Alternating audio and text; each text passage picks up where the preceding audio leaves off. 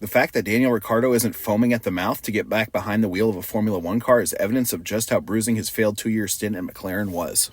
Red Bull's 2023 season launch marked Ricciardo's first public appearance back in the colors that the 8-time Grand Prix winner had built his reputation in. And that reputation was severely damaged by a horrific couple years with McLaren that were mercifully brought to a premature end in 2022, rather than running the full course to the end of 2023 as initially planned. Instead, Ricciardo plans to spend 2023 essentially recovering from the events of the last 2 years while discovering if he still has the enthusiasm to pursue a proper return to F1 in 2024. Ricciardo's third driver role with Red Bull this year will help him answer that question, and while he instantly felt at home within the team, he was hardly itching to step back into a Red Bull F1 car.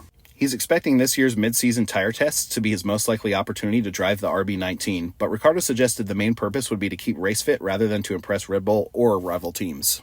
He was quoted as saying, "Let's say I'm definitely keen to have a crack at the tests, but just to keep kind of race fit, if you will, so that the body doesn't go into complete shock when it hits 5G.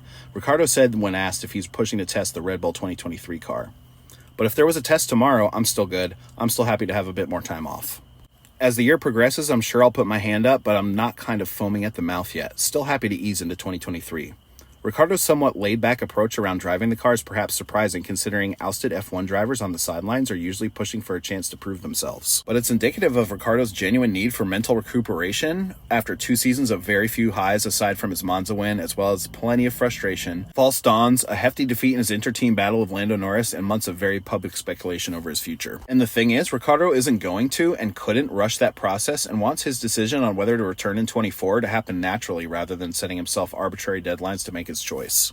Of course, Ricciardo might not be in a rush to decide if he wants to pursue a comeback, but any of the F1 teams that might be interested in chasing his services for 24 will be. Ricciardo would have to prove that he's fully motivated to any potential 24 employer, and that's not anywhere near the impression he's giving right now. It's only February, but F1's driver market can move quickly, so Ricciardo's chilled indifference, which is perhaps almost too honest for the good of his own chances of returning, can't linger for much longer if he's to convince teams that he's worth pursuing in 24.